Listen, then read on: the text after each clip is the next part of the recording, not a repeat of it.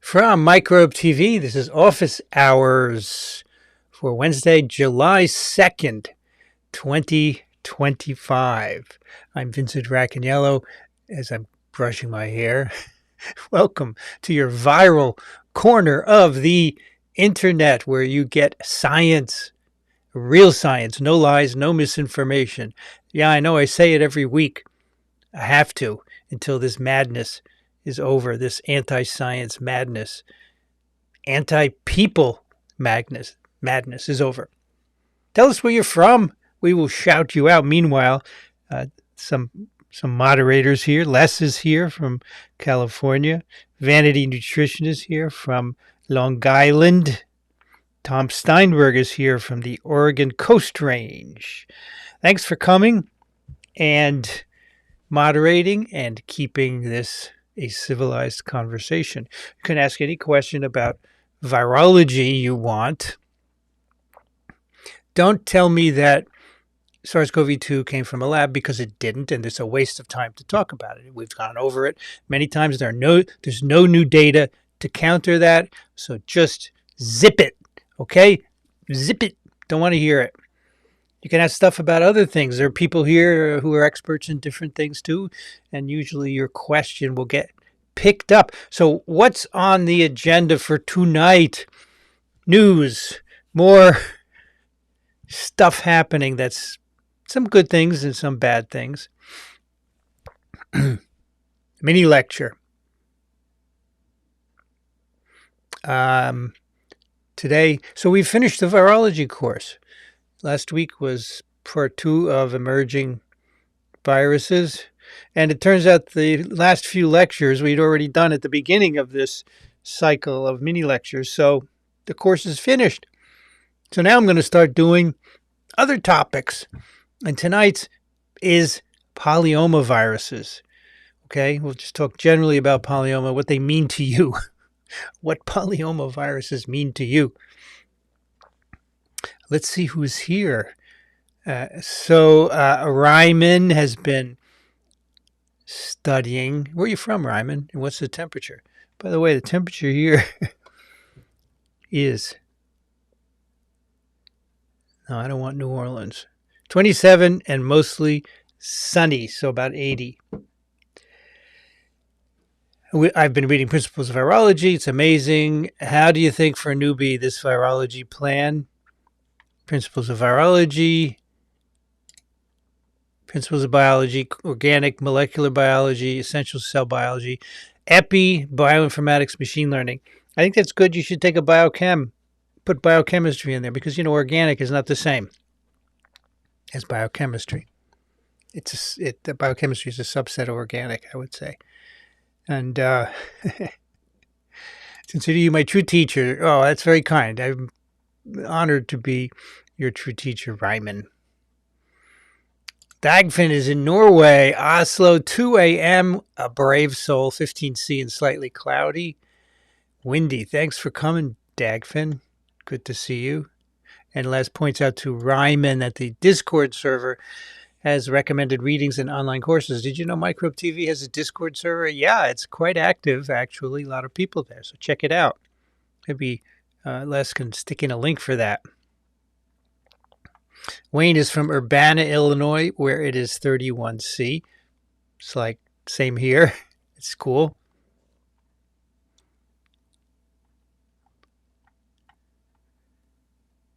Hello, Costella. I got your books ready to ship tomorrow. I haven't forgotten about them. Tomorrow I will give it to my admin and she will mail them out. I'm going to autograph them for you, okay? Kang is in Chicago, 26C with some clouds. Dagfinn got an Olympus 4X Plan Apo and a 100X Plan Opal fluorescent objective in the mail. These are the little objectives that you screw on to the microscope, right? Which I do have one here. Look, this is my dad's old scope, which is weighting down the microscope, the microphone. But you can see the 3 objectives there. You can screw in new objectives. This is a bit dirty. This is from the 1960s. And a young lady from Coxsackie, New York, Allison, this has got her name on it, but I just got to ship it to her for free. I don't want it anymore. It holds my mic because otherwise it tips over.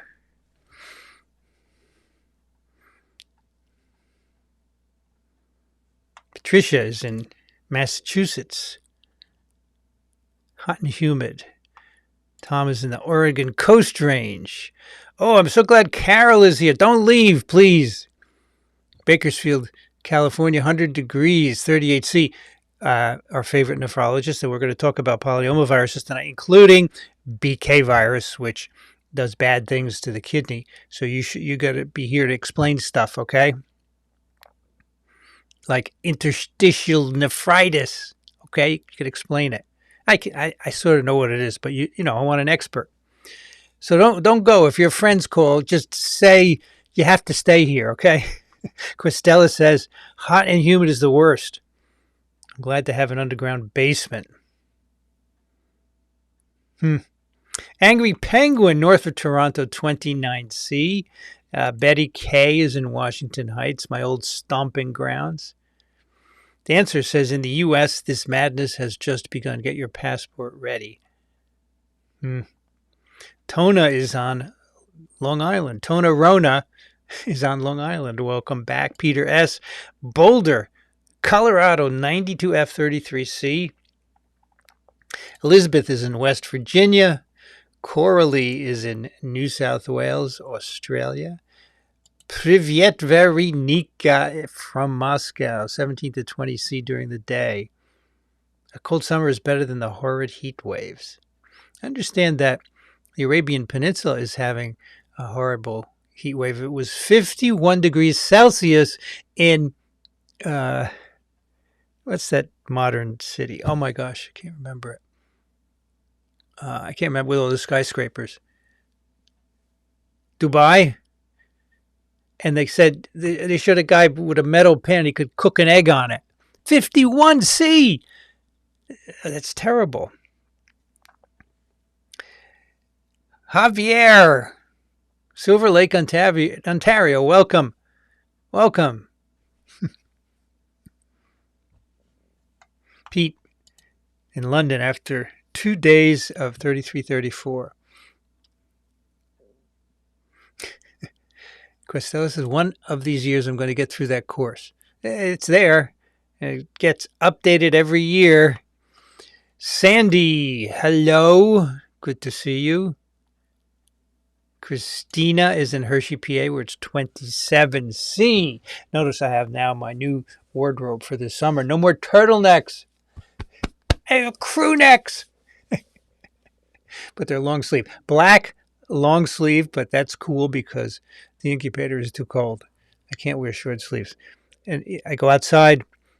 It doesn't matter. I don't get that warm, and actually wear a jacket on top of this. Okay. Summer wardrobe. Logotic is in Chicago, where it is 28C, which is 82F. One of those temperatures where you can just flip it around. Tim, Vancouver, BC, where it is 297 degrees Kelvin. You know, I just copied an Instagram post. I reposted it. So if you follow me, the Prof VRR account, you'll see it. It's a map of the world with those countries that use Celsius and those that use Fahrenheit. And everybody's using Celsius except the U.S. There may be some small countries that I couldn't see in the colors, but the U.S. is the only major country. It's just embarrassing that the U.S. could not get it together to use metric systems all around.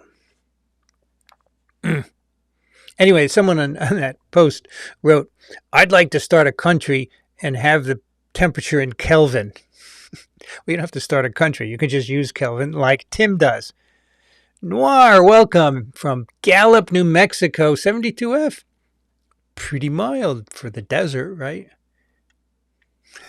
Sandy says, I took your course on YouTube in 2021. I probably forgot everything. Oh, no, you didn't. What is a virus? You didn't forget that. The things that matter are reinforced, but you know where to go back and find what you don't know. Laura is in Washington, PA, 28C and sunny. Polka Dot Pop, Dennis in Texas, 85F. Truth or Dare, hello.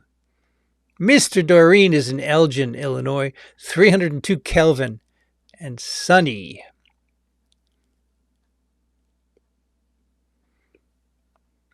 Larry Nika. As for news, there's this new organism called Sucunarchaeum. Apparently an archaea trying to become a virus. So we did that on Tweevo, very Nika.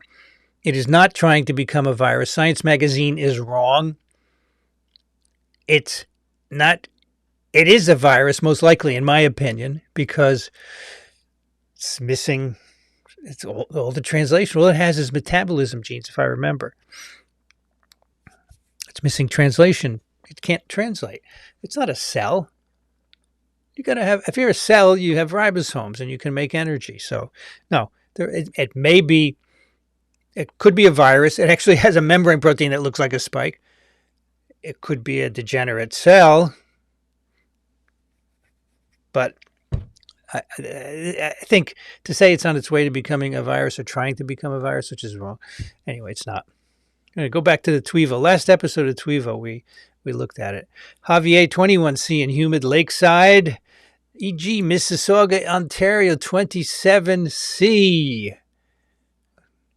Mike and Lori in Seattle, 23C. Questel, I get to about lecture 6 before I'm like, whoa, completely over my head. Just keep trying. When you get the book, it might be better. You could read the book. Eliza is in Southern Ontario, 30C and a bit of rain. Last Twiv was great, interesting papers. Let's see. One was on a giant virus that has a proton gradient, or at least in some kind of ionic gradient, and has some elements of the Krebs cycle. And then the other paper, I can't remember what the other paper was. Oh, rabies. Yeah, trashing the rabies glycoprotein, mutagenesis. Julie is from north central Pennsylvania. Welcome. Maureen is from northeastern Ohio. Mark, thanks for what you do. Nice to get some sanity with all the nonsense going on. There's a great video on TikTok of AOC, right, the representative from the Bronx, questioning RFK Jr. Last week, who just said, I'm not aware of that. I'm not aware. She's like, it's your jurisdiction.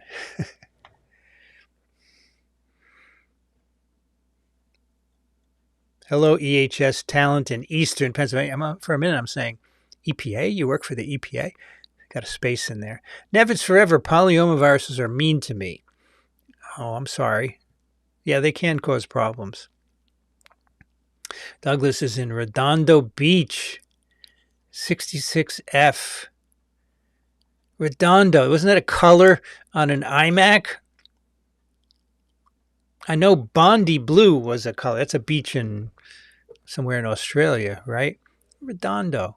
That sounds familiar. Where's Redondo Beach? Oh my! Christella says, "Oh my God, I'm going to cry." Why are you going to cry? Because you're getting a book? Don't cry. Just read it. Carol appreciates Beyond the Noise with Polov. Polov is very good. Yeah, I like him too. 15 minutes, right? To the point. Elena, privyet. Reno, Nevada, 82F, 28C. Maybe a thunderstorm soon. Gagfin, it's to Questella. It's not over your head. You just need to think systematically and not panic. Marco made some calls to my congressman today about the big bad bill. Stupid bill. Really stupid bill for the stupid Republicans to vote on. They don't know what they're doing. Yes, Dr. Offit and Dr. Griffin are great. And I will take credit for bringing them to you. bringing them to Microbe TV. Can I take that credit? Yeah, they are very good. I was standing at the train station a couple of years ago, and I'm thinking, oh, this Paul Offit, he started this column, Beyond the Noise. Why don't we make it a 15-minute video?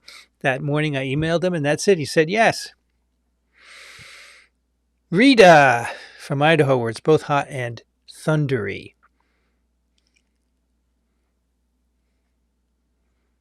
Angry Penguin asks, is there any validity that mRNA vaccines could blunt the immune response to future COVID infection due to increased IgG4 from the vaccine? Yes. This was a paper published last year. There is no evidence that that would happen. Zero. Okay? The YouTuber doesn't know what they're talking about. They just picked it up from some other influencer who was wrong. Steph, hello from San Francisco, one of our mods. Welcome. Paul Offit was featured on the media last week. That's cool. Oh, I'm going to be on some podcasts coming up. What is it called? Thompson Show? Something Thompson Show?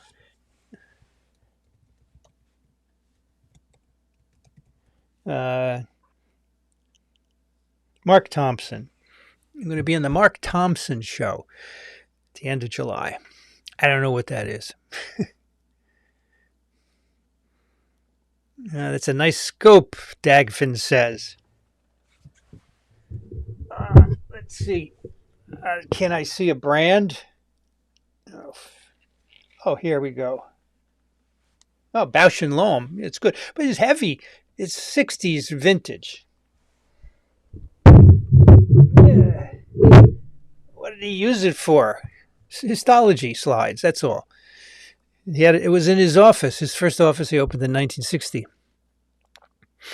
And he just used to look at slides under it. You know, whatever you could do in an office setting. Probably blood smears, I guess. Jessica is at the University of Toledo, Ohio, where it's 82F. F. Yang is from Houston, Texas, 31C. Nice to see you here. F. Yang is a structural biologist. We've been corresponding. Jonathan Encinitas, 19C. Markle is on the east end of Long Island, 22C. Nevitt says 51C is 124F. Whoa, that's hot. Oh my gosh, they told people to stay inside.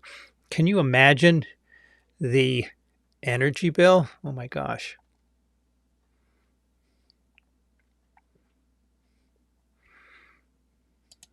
Sandy says the world is heating up faster than previously expected, and now we're going to lose any kind of updated national climate plan. Yeah, you're right. Hello, Angela from Montreal. How are you? If you're in Montreal, you can meet Angela if you're going to TWIV. If you live there, we can get together anyway. Welcome to Office Hours. I think Angela was on Office Hours once, right? I think so. Here's the Discord server link. Go for it.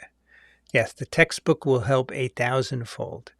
Just pulled it off the shelf today. I'm sorry it's so slow. And I'm going to autograph it and then we'll send it out. Yep. Mark says we have a climate change plan. Lion denied. Truck stop science.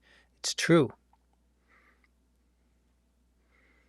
Angry Penguin got a microscope for my birthday in April, and I love it. I took a pus sample from an infected toenail, stained it, and saw neutrophils. It's cool. A modern-day Leuwenhoek. Cool. Frida Pickle, Austin, Texas, 27C. I like that name. Just called a country Kelvin. Yeah, the one where the guy wants to use the Kelvin scale. Yep.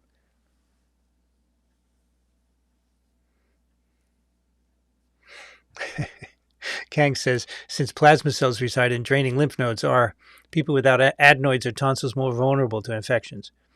I don't believe they are, because you have other lymphoid organs besides those, right? Like under your neck here, under your chin, on either side right here.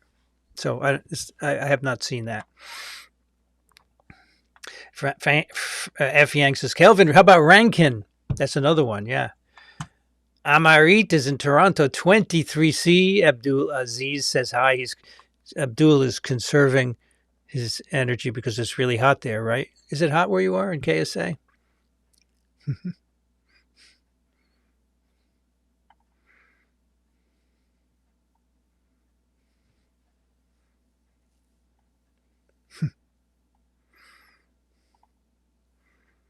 New and improved virus. I don't know what you're referring to, but there you go.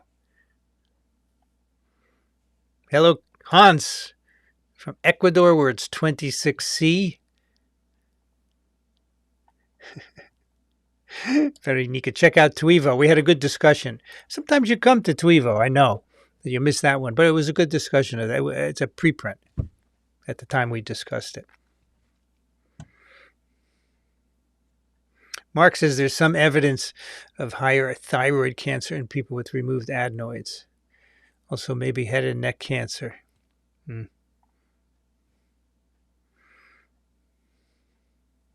Richard from Vienna, 23C, clear skies. Welcome. Good to have you. And now, so earlier, Dagfin was excited to get these opticals for his microscope. And now Costella's excited to get a virology textbook. He said, this is the crowd here, folks. I love it. I love it. Will from Changsha, 37C or 98.6F, because that's the body temperature, 37C. You know, average. Dean is in Wisconsin, 87F. Dr. Schoenbaum, our resident dentist, El Segundo, warm and clear. Many listening in California. Richard, always writing. We really love it, Richard. Thanks for all the stuff you send us. Really appreciate it.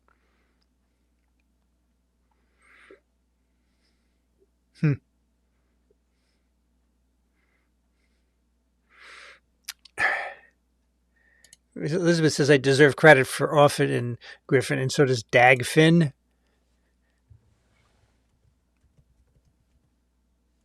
Hold on a sec.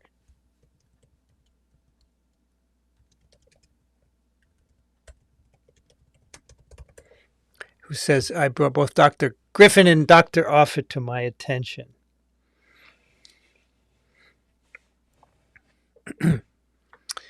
Noir says, when I had rituximab, the screening questionnaire asked me if I ever had West Nile virus. I had it in 2002.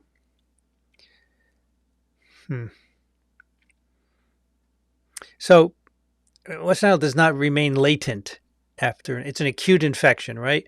It comes, it does its thing, and it's gone. The only thing, it is known to have a poor prognosis. So if you're infected and you're on rituximab, the outcome of West Nile is worse. But I'm not aware of it. If you're already over West Nile, it should be no problem. Okay? So I don't know why they ask you that. Maybe they should say, do you have it now? Most people don't even get screened for it unless they have neurological symptoms, right? EHS, haven't heard anything about Dr. Fauci in a long time. Hope he's okay. I think he's okay. I just think he's lying low. He doesn't want to say anything because then he'll be a target because people are, and he, I mean, I don't know what Congress is going to do. They want to interrogate all these scientists and maybe convict them of what, I don't know, and do anything.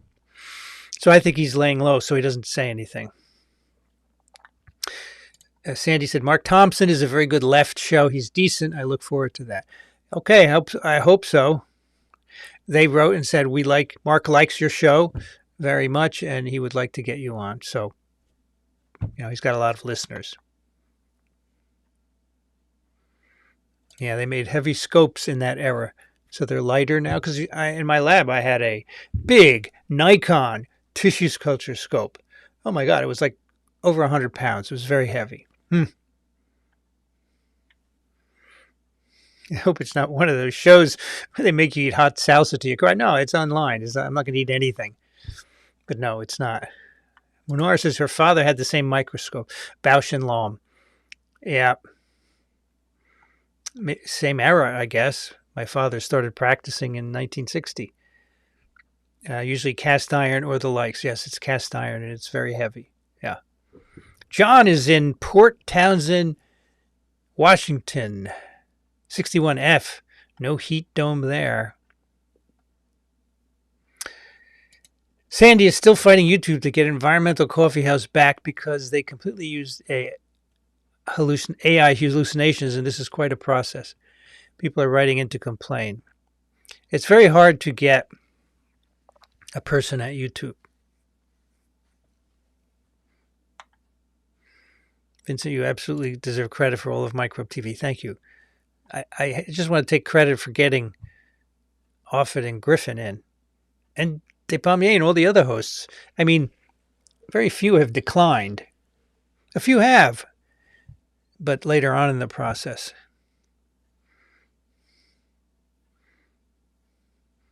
Julie says, check for bacteria or blood in urine. You mean with your microscope?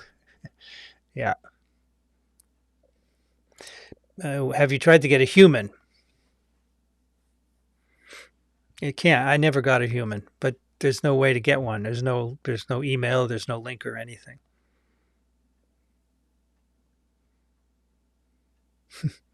Where is it? 124. I thought it was Dubai, but it might not be. Let me look it up. Where is it? 124C today. Oh, that's no good. It's talking about airplanes.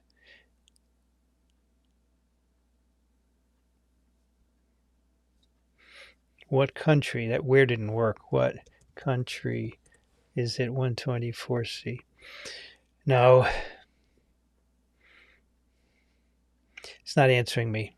I don't know if it was Dubai. It had an even shorter name than Dubai. Elcio, sorry, I always say Elcio from Belém, 35C, the capital. Tricia says, do all the necessary things like stains come with a microscope? If you just buy a basic microscope, usually not. Heather, thank you for your support of science communication. I have to watch this later, but thank you for what you do. You're welcome. Watch it later. Watch it later. Richard says Redondo is in the south part of the Santa Monica Bay, near El Segundo. I've had a dose of anti-vax gibberish today on X. I need an antidote tonight. You will get it here. Let's see. Yeah, Redondo Beach. There it is.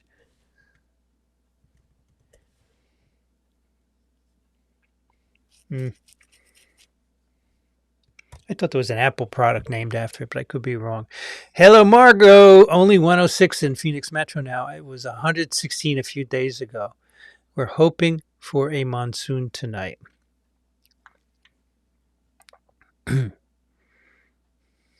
Questella got a bunch of cheap thermometers and put one in every room. Garages outside. There's a 30-degree difference between downstairs and the indoor garage. Yep. Basements are cool.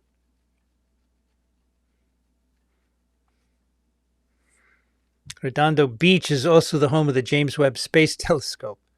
I didn't know that. Sandy says, I very much enjoy that this is a worldwide crowd of amazing people in this chat. Yeah, it's great. It's worldwide, all over the place. I love it. And they come here every week. Love it. MZY is in Lahore, Pakistan, where it's 30C, 5 a.m. Thank you. I'm glad you like my haircut. This is my hair. It's not colored, okay? There's no gray. I don't color it. People always ask me, do you color it? I don't. And my beard gets gray. See, if you look at pictures of me of 5 years ago, it's not gray.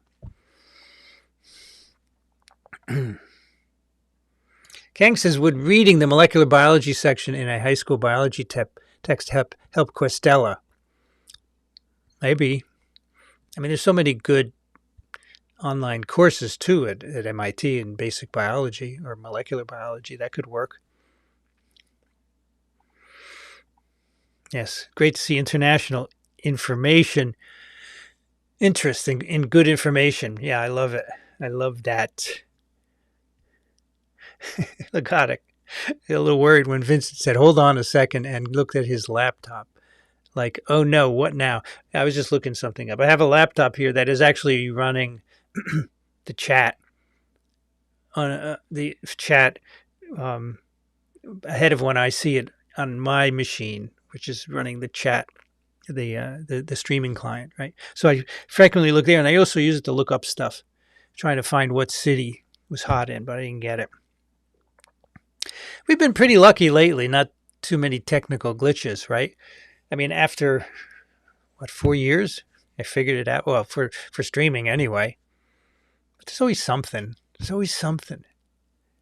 Pete, I'm fairly bilingual in C and F. I grew up with F, but Celsius from school days. TV weather stayed in F for years. I don't find sub 32F meaningful.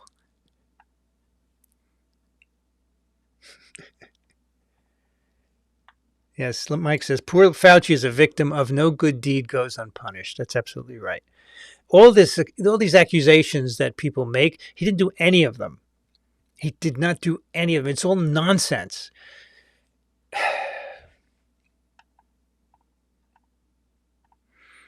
Carol could not have gotten through the pandemic without you and Dr. Griffin. Well, mainly Dr. Griffin, but we did do some basic stuff on the other TWIV, right?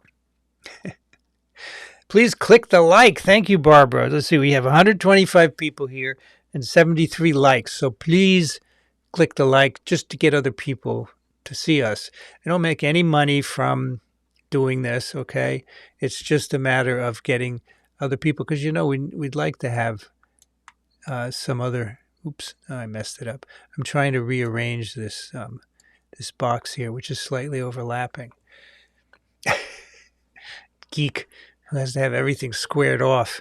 Yes, please click the like button, folks. Less Doha. It could have been Doha. I don't know. Let's look at the current temperature in Doha. Temperature, Doha. It's only 35. Is it in Qatar? But that's 3 a.m. So it could have been hotter. What's the best month to visit Doha? How to dress in Doha? Dress modestly. Cover your shoulders and knees. No problem with me. I'll be wearing black shirt and black pants in 100 whatever Celsius. Dagfin says stains are not sold with microscopes. There's so many different stains and uses. You don't get food with your frying pan. Microscopes are merely frames you equip with what you need. That's why Italians had 2 kitchens, one upstairs and one in the basement. Where I grew up, first in Paterson, New Jersey, and then in Upper Saddle River, we had 2 kitchens, one upstairs and one in the basement because I was born in 1953. There was no air conditioning, right? So they cooked. But then my grandmother would cook in the basement all the time because she said she didn't want to get her other kitchen dirty. So the only thing that was up there was breakfast, making coffee. That brings back memories, Patricia. Thank you. Basements are cool and loaded with radon. Yes, I have a radon extractor in this basement right here. Well, even before the extractor was put in, the radon was low, but we put one in anyway. Okay. Vanity Bing says the hottest cities in the world today are Kuwait City, Doha, and Riyadh. Yeah, I thought it might be Doha. It was a very short name. Doreen, I too couldn't have survived the COVID pandemic, emotionally, maybe physically, without me and Griffin and you Viro fans, forever in your debt. I was looking today. We used to do 3 TWIVs a week for a while. Oh my gosh, that was crazy. Because there was always something coming out about, most of them were all COVID too. It was really amazing. Yeah, someone said to me, I think it was on this live stream last week, you ever think of making a diary? And I said, it's all in the podcast. It's a TWIV is a diary of what was going on. Really amazing. Hello, viruses. Luna from Iowa. Welcome. Bad Cat. Winthrop, Maine. As a fellow geezer about your age, I'm envious of your hair. Well, you can't see, but I got a bald spot in the back, okay? But yeah, it's brown. I don't know. Some people ask me, what do you do? I don't do anything. I'm lucky. I keep the beard short so you don't see it so well. Vanity. But 79 Winthrop, Maine. Good to have you. Viruses Luna says Kuwait is the hottest.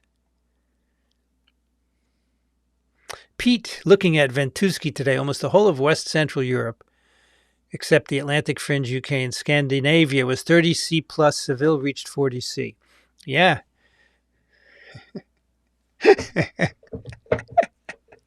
Good. Hans says in TWIV 966, you asked Jeff Taubenberger, when did 1918 flu pandemic ended? He wittily answered, why do you think it's over? So by the same token, when do you reckon the COVID pandemic ended? 5 years. 20, 21, 22, 23, 24, end of 24, basically. You don't have a pandemic anymore. We don't have a 1918, but what he meant was that the virus from the pandemic is still circulating today, right? It's in pigs, and it's the 2009 H1N1. It's an H1N1. It's not the same virus, but it's evolved from it.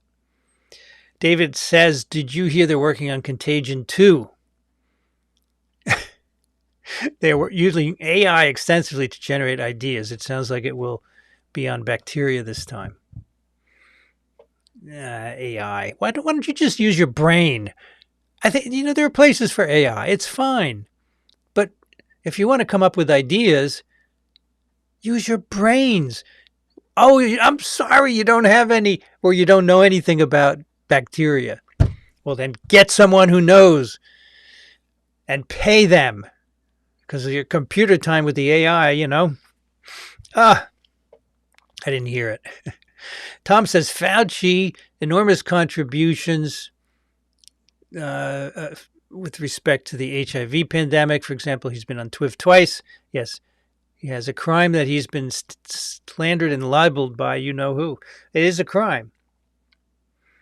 It is a crime. Did you see, the quote by Derek Lowe in the pipeline? Oh my gosh, it was a pic on TWIV. Go to TWIV and look at the pic from Charles. Oh my God, what he said about the current administration is just fabulous. It's so freaking good. Maybe I'll get it in a bit.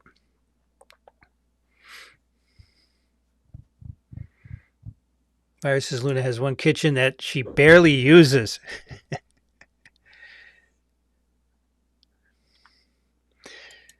Google says on June 16th, Kuwait recorded the highest temperature on Earth, reaching 52 C. It's more than the 51 for today. Doha this week is around 110, but overnight only drops to the 90s. Last few nights in Phoenix, still 100 at 10 p.m. Rita cooks late at night. Last night I threw open the windows and slow cooked a lamb birria.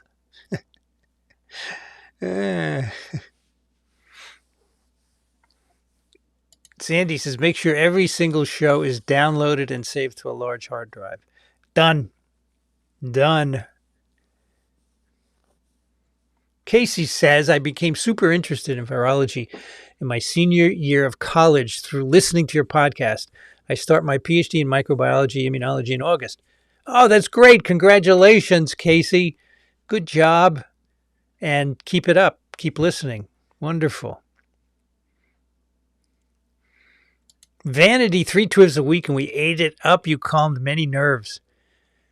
Well, I was sitting here in my basement, just cranking out TWIVs, right, preparing for them and doing the other podcasts too, because I couldn't go in to the lab. Only Amy was allowed to go in because she was doing experiments, COVID experiments you had to be doing.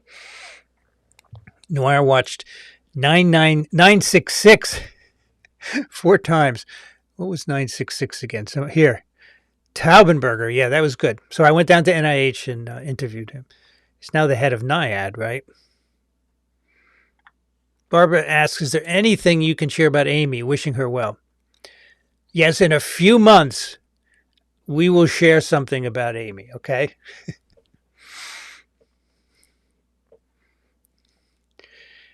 Tom writes, pandemic TWIV.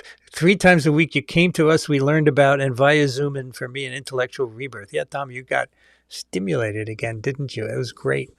Well, I'm glad that we stimulated so many people and taught so many people. It was a great time for us, and many of you stayed. Really good. Mr. Doreen's radon level was 4 times EPA safe limit before remediation. Quistella says, I'm happy to announce the anti-vaxxer girl has not been heard from again. Also, she was obsessed with ChatGPT and called it her best friend. Oh boy, that's bad if you make it your best friend. Viruses, Luna, the students I teach don't ever want to read. It's catastrophic. Yeah, you have to read still. You can't just query ChatGPT. I think Dr. Fauci had his security protection removed. Noir says yes, that's correct. Hello, John, up north without reception in Minnesota, but dropping in to donate via link on screen. Have a great week, everyone. Thanks for stopping by, John. Martha is in Charleston. Just finished cutting the grass. Good timing.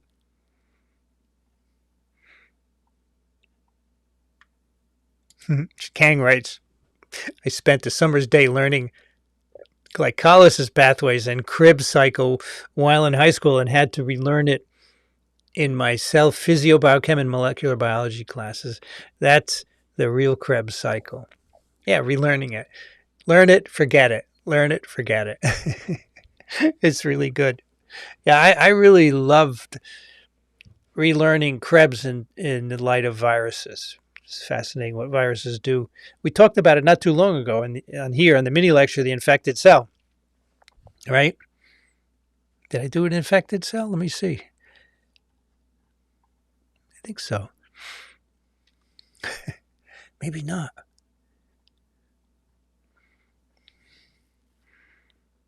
I didn't do the infected cell. We'll have to do that because that's all about metabolism. I liked it then when I learned it in the context of viruses. Yeah. Mark Fuccio, nice to see you again. I have a name for you. Attack on Science's TWIV segments, HURB, a.k.a. Head Up RFK Spot. You can see we have a lot of like-minded people here. Welcome, Mark. Jill is in Kansas, 29C. I'm an infection preventionist and appreciate all you do. Well, we appreciate what you do.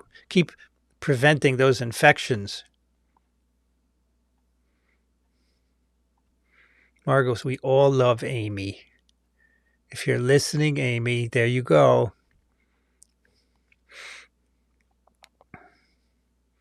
Pete watched Chat with Professor Krugman, Nobel economist, and FT's Martin Wolf on AI. Krugman heard AI being called a stochastic pigeon. He loved it.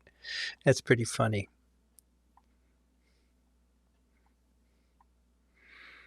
F. Yang says ChatGPT is going to be down for a week because they apparently want Meta from stealing their overworked employees.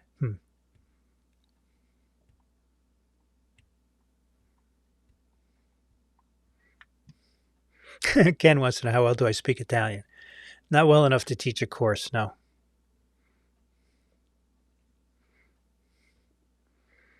When and well, MZY asks, when and what will the next viral pandemic be? Can we predict it through AI, machine learning?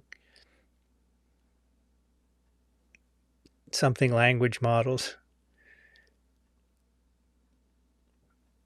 I don't know, but I think it's going to be influenza because the last one was 2009, 20, 30 years. So that's going to be the next one, I think. You don't need AI. You don't need stinking AI. It's just the virologist has been thinking about it for 44 years, okay? Will I ever do some prerequisite lessons? You mean like in the... Oh, I see. Here, in the other subjects. I don't think I'm qualified to teach the other subjects like chemistry and biochem and that sort of thing. Not me. It's a good idea. So for F. Yang said, OpenAI apparently does not want Meta to steal their employees, and that I can understand. All right, let me do a little news here.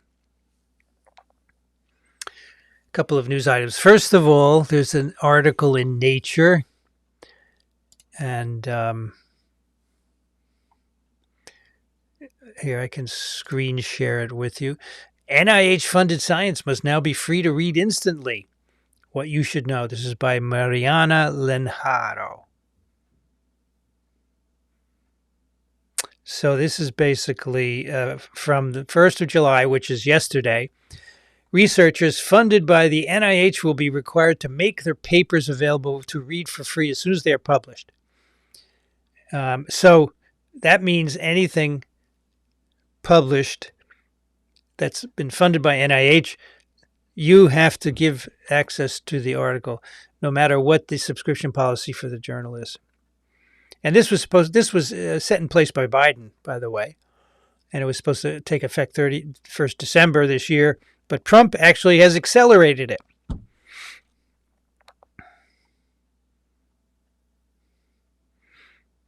So he wants equitable access to federally funded research. And so how you comply with it is a different story, and they're trying to tell people how to do it. So I think that's pretty cool. You like that? I do. That's good news. Now, you remember that last time we talked about how RFK Jr. pulled the U.S. contribution from Gavi, the global vaccine group.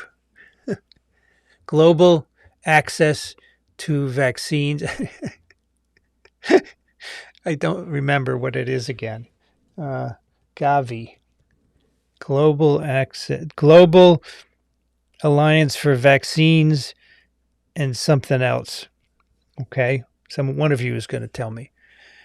So we have an article saying that, the U.S. was supposed to give $3.1 billion, and RFK Jr. said no because you're not thinking about vaccine safety, which is just BS. Pure, unadulterated lies. Ridiculous. And nobody calls him out except us. So here's an article that Gavi was able to raise the difference from European countries, I believe. So they got $9 billion. They wanted to make a little more, but at least the U.S. part was restored. This is a story out of Reuters, as you can see here. So more than $9 billion to immunize the world's children. It has new funding from governments and philanthropic donors, including Bill Gates and who else? Gates Foundation pledged $1.6 billion. And the UK is the biggest donor. That's what I wanted to point out. $1.7 billion. Good for you, UK. Good for you. I like that. Come through. Here is a great article in SIDRAP. Share that with you. USAID defunding. Now, you remember USAID was a U.S. organization, government organization that funded basically vaccines and antivirals and antibiotics for other countries who couldn't afford them. And so Trump just cut it all. Actually, Musk just cut it all. And this article is a prediction saying USAID defunding could lead to 14 million deaths worldwide from infectious diseases by 2030. All right. So it's basically an article in the Lancet, which we can go to here. Except the cookies, evaluating the impact of 2 decades of U.S. aid interventions and projecting the effects of defunding. So this is a computer modeling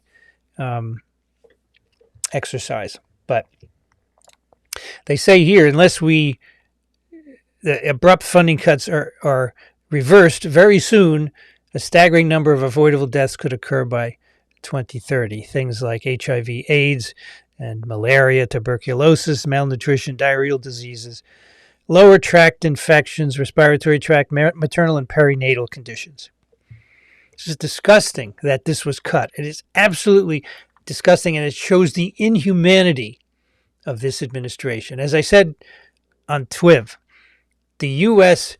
helped other countries because it could, and taking away that help is just not like the U.S. used to be. It's humanitarian aid.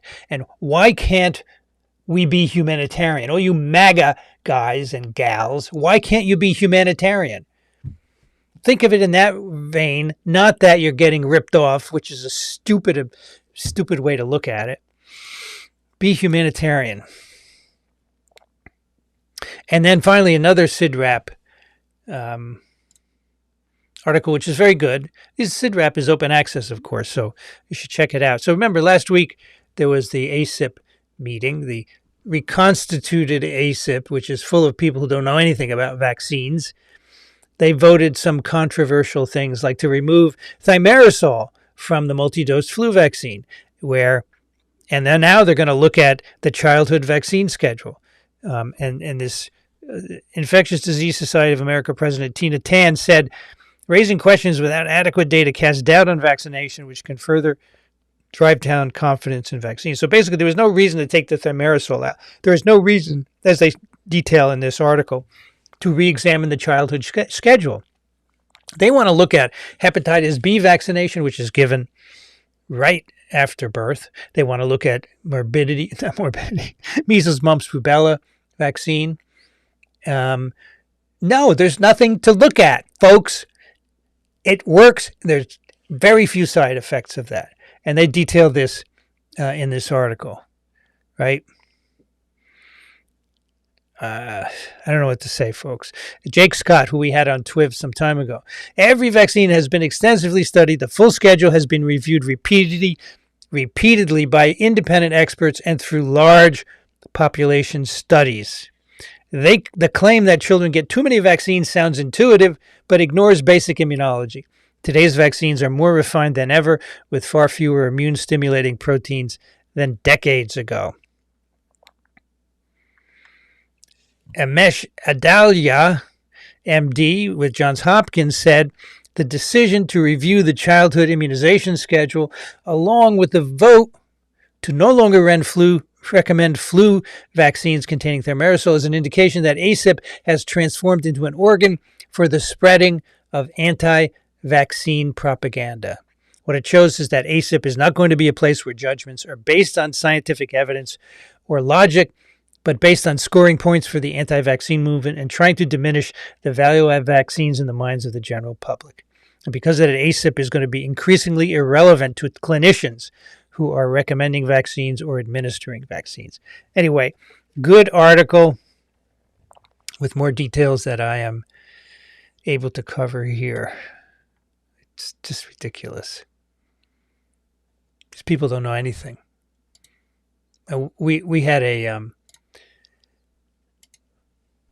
my pick on Twiv was actually a nice article showing how many papers the previous ACIP members published on vaccines compared to the current. So the current have published like 11, mostly Kuldorf, and the previous over 145 papers on vaccines.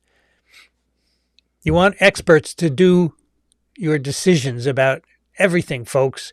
Don't let them tell you that expertise is not needed. That is patent BS. Okay? Do you want a pilot to fly your plane, or do you want a surgeon?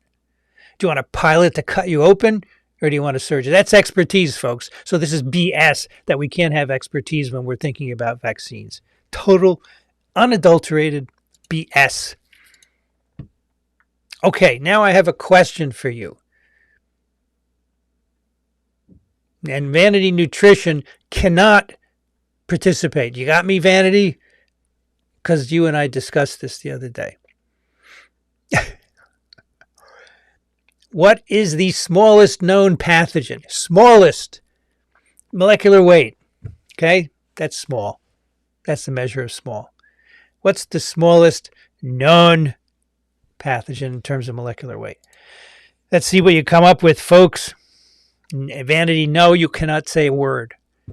Omerta. Let me go back to our little bit of our chat here. I'm going to see where. Oh, it was a long time ago.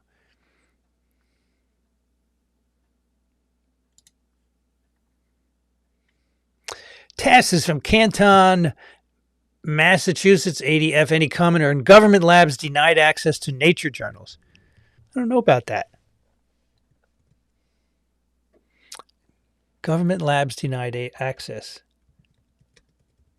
Now, I know what you're talking about. So last week, RFK Jr. said NIH is going to have its own journal if these journals don't stop their conflict of interest or whatever it was that he complained about, which is a non-thing, non-issue at all. It's not that they don't have access. It's about publishing their own, but they haven't done anything yet. Avilash, what's the best route to administer H5N1 vaccines for poultry? I don't know how to immunize a chicken. Hey, Angela, are you still here? How do you immunize a chicken? Tell us. Okay. And you can work on. Yeah, he wants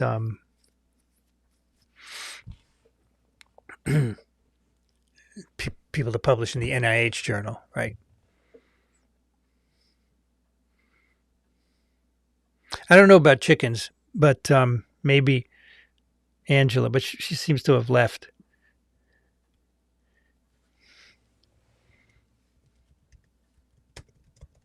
I'm not going to look it up because it's not the kind of thing I would know the right answer or not. Peter wishes Amy all good things. Hope to get her insights on everything going on in science.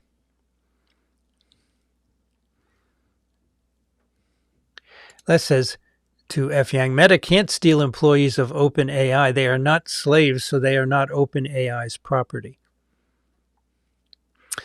Noir, no peer review. No, the idea would be that NIH would have its own peer-reviewed journal. Yeah.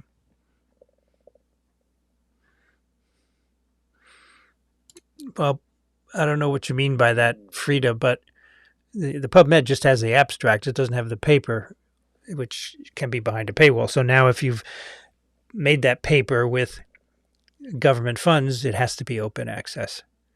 But how you do that, we have to be told because the journals are still going to have a paywall, right?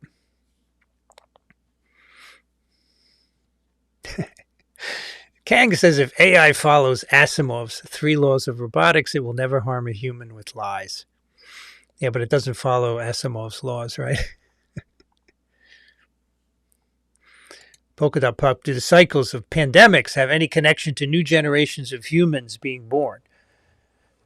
Yeah, the more, so when humans are born, you have now immunologically naive individuals.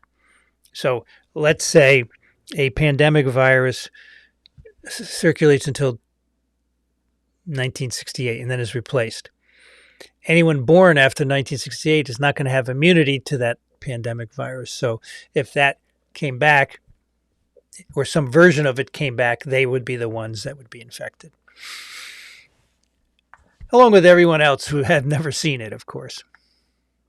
But also, you have deaths and births somewhat balancing each other in the ideal situation, right? So you have population is losing people by death, and then it's being replaced by births. And so that gives you a population to infect.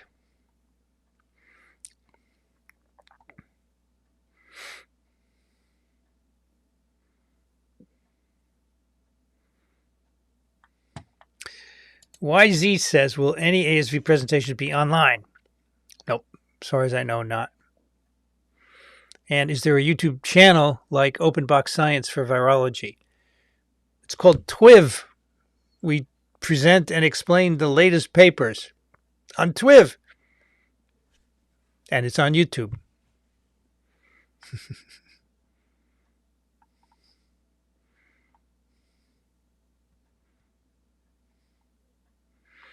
Global Alliance for Vaccines and Immunization. Thank you.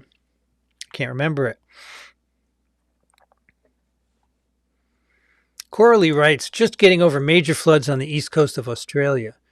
Some places getting over 250 milliliters in 5 hours, supposed to be middle of winter, but temperatures appear more like spring. Very strange. Pete says the UK has cut AID budget too. I don't know where the Gavi funding came from. Pete, you can always find money somewhere. In the US, we just print it and we go into debt.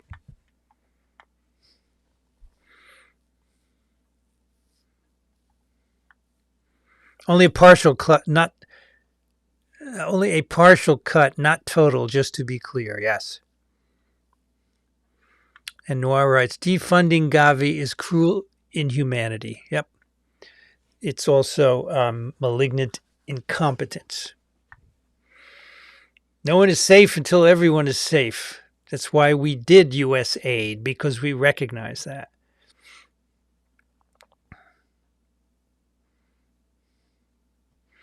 Margot in Phoenix just got a dust storm warning, potential for zero visibility. Monsoon. Lagotic says, appealing to MAGA's humanitarian impulses won't work. We must make them realize they're being swindled. What is it I saw today? Werner Herzog said, just like in Germany many years ago, we should not be surprised to learn that in the U.S., 30% of the population are willing to let 30% of the population die, while 30% of the population just stands and watches. It's sad, isn't it, that humans are like that? Werner Herzog. Tom writes, hepatitis B is very serious when acquired young. Can lead to chronic infection, 250 to 300 million people chronically infected, leading to serious liver disease and cancer, liver cancer. If you're infected at a young age, you get persistently infected. You don't clear the infection. And that's why you need to be immunized, because it can lead to lifelong chronic liver infection, as Tom points out, and liver cancer. Now, if you're infected at an older age, you can clear it, but not babies. And that's why babies have to be immunized. This is nonsense that they have to review it. It's been reviewed. The decision was made based on good science. Nonsense. They're just so ignorant. It's unbelievable. And not willing to consult experts.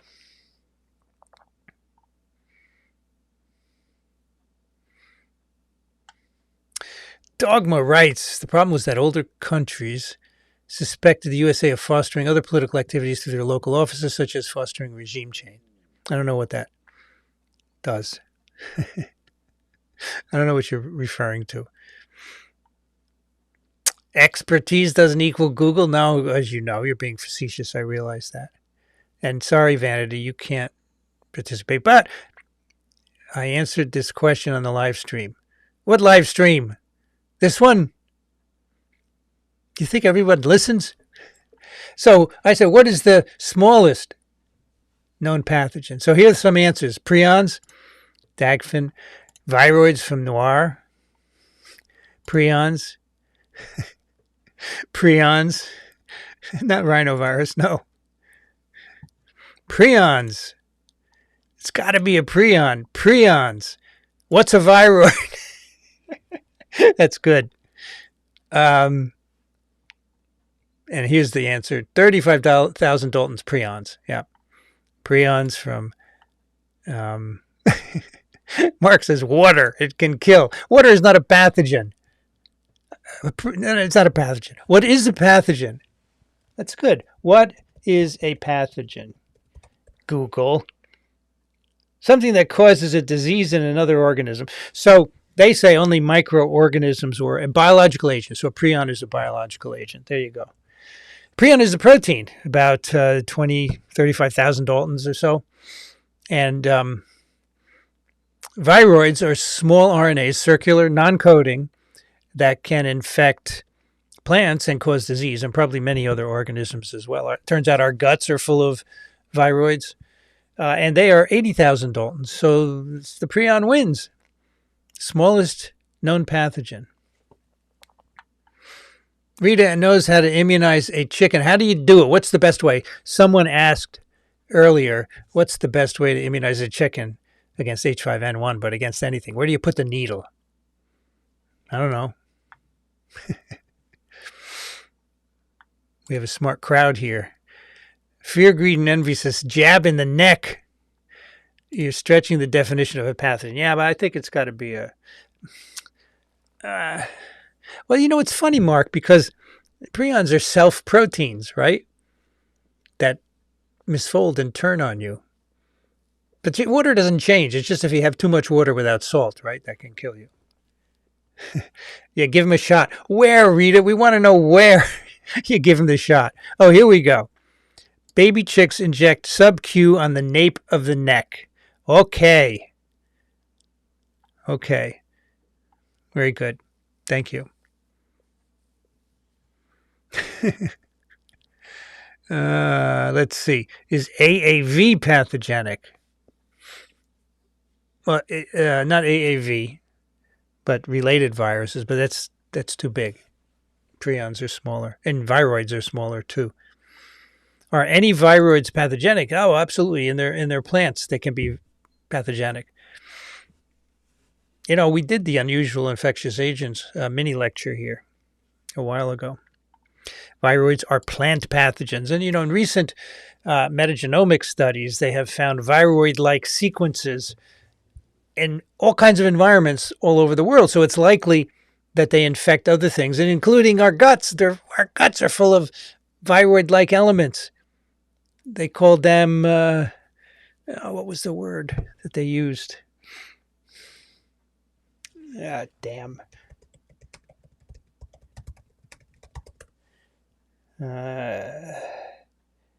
Obelisks. Obelisks. We're full of obelisks, viroid-like molecules.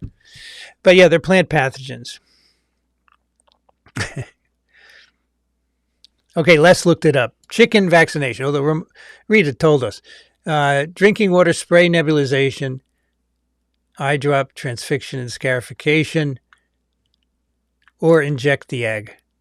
When we're talking about small pathogens, does it include plant pathogens? Yeah. And that's a viroid, second to the smallest, right?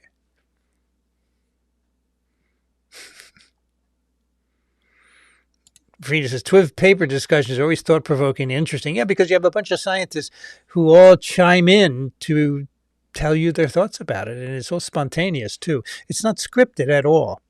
That's what I love. I just tell them, here are the papers we're going to read. And boom, I kind of provide some guidance and they follow it up.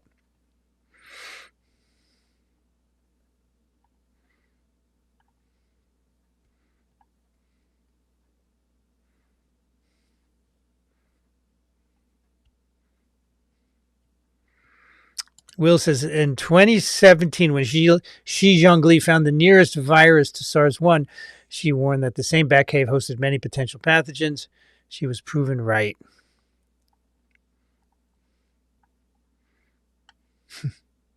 Yeah, so TB, now we're talking about TB. I don't know how, but TB has killed more than any other human microbe. Yeah, more than smallpox. Yep.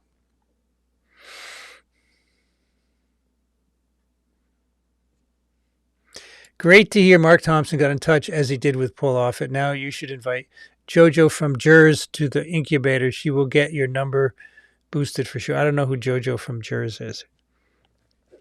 I'll write it down. And I'll look her up. Guess she's from New Jersey, right?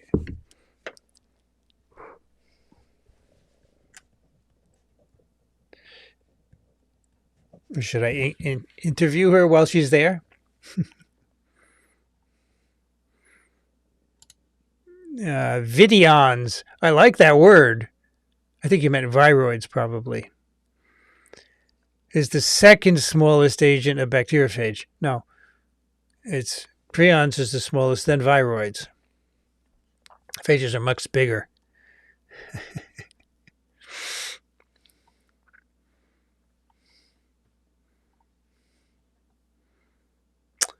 Mark Fuccio in California, valley fever, fungal infection, cases are on the rise. Central Valley, parts of the coast, and Inland Empire are key locations. That's true. Anybody know what valley fever is? Coccidiomycosis. Thanks, Mark. Logotic Werner Herzog has been spitting cold-blooded truth for 50 years. People have a knack for that, don't they?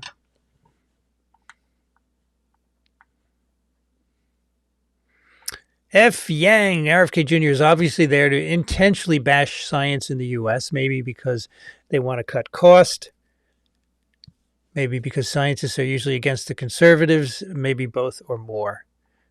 Well, also, he's been a lifelong anti-science, anti-vaxxer, and now he has the pulpit to spread it.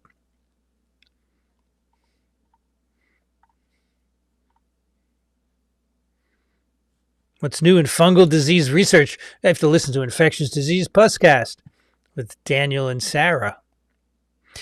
Kevin writes, the needle for the chicken goes into the nape of the neck. Rita, inject the nape of the neck or scarify at top of beak or foot. Noir says, I don't understand how prions lack RNA and DNA. Well, prions are just a protein, right? There's no nucleic acid. It's just a protein, which you have, and it misfolds and becomes a pathogen. And then you can give it to other people. Or we can get it by eating. Cows have a prion disease, BSE, mad cow disease, excuse me. And if we eat the cow meat that has the misfolded prions in them, the misfolded proteins, we get it. Because that misfolded protein comes in and makes our proteins misfold, our prion proteins misfold. So no DNA, no RNA.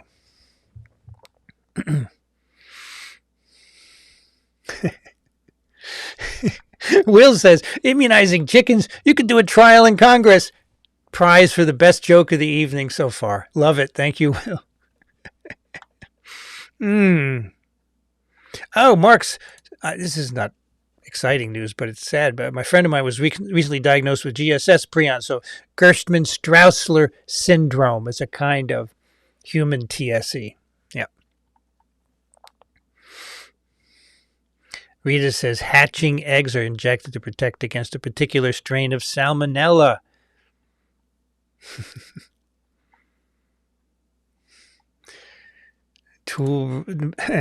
Noir loves TWIV paper discussions. Saeed says, I covered all your series about virology as a pre-med, but I forgot many details. Should I go through them again? What do you mean, the TWIV? No, just keep listening. It'll all be similar concepts. Yeah. Jojo from Jers is great. Okay, endorsement by Vanity.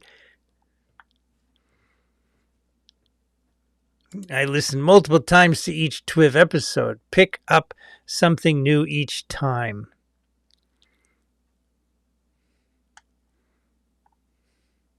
TB is relatively tiny. Well, no, bacteria are not so tiny. I mean, relatively, but they're not the smallest. Let's say, what is the molecular weight of TB? Am I going to get that?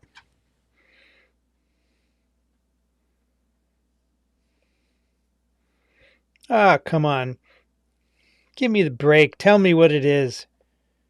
Well, you know, the DNA alone is 4.4 million base pairs. So that alone is a huge amount. It is a big molecular weight.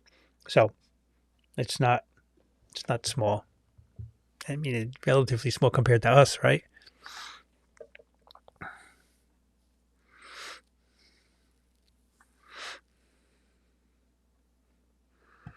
Oh, thank you, Vanity, for tagging us. in Jersey. Jojo from Jersey.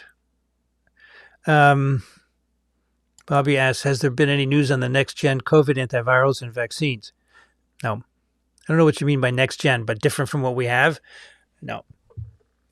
I think it's going to be very hard to have them licensed because there's still a lot of COVID, but like right now, there's very little. You can't do a clinical trial. You'd have to wait till the respiratory season to do it. But then, yes, is the FDA going to approve it? I think it's very iffy for a company now to be developing vaccines and antivirals. Yep, prions can't be denatured by cooking or autoclaving even. Yeah. How are prions in these subviral particles categorized? So prions is just a protein that's present in us. There's no categorization, but you could do a phylogenetic tree if you wanted. The viroids have their own classification. There are two families of viroids, and then within the families they have species.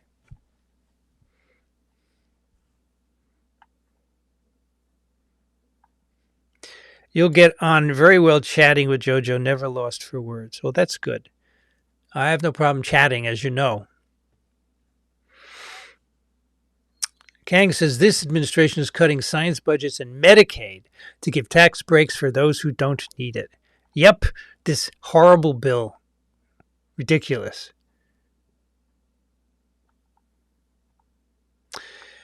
Yeah, these prions may also be involved in other neurodegenerative diseases like, as Tess says, Parkinson's and Alzheimer's and maybe more. Yeah, just was reading a paper about that today. Dorothy says the scary thing about TB is that it's airborne, but not everyone gets it. My older sister took care of me when I had TB and never even got a positive TB test. Yeah, it depends on a lot of things. They may not be shedding that much, maybe the wrong time. You may have some resistance. Yeah, it's not surprising.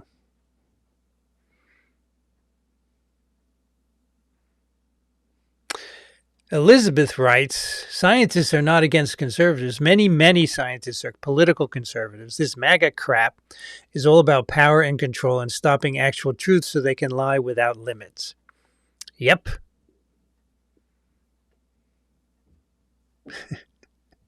Kang says, perhaps we need to condition politicians to obey the 3 laws of robotics.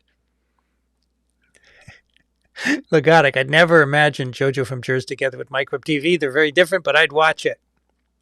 Questella, leave it to a virologist to say a bacteria is not too tiny.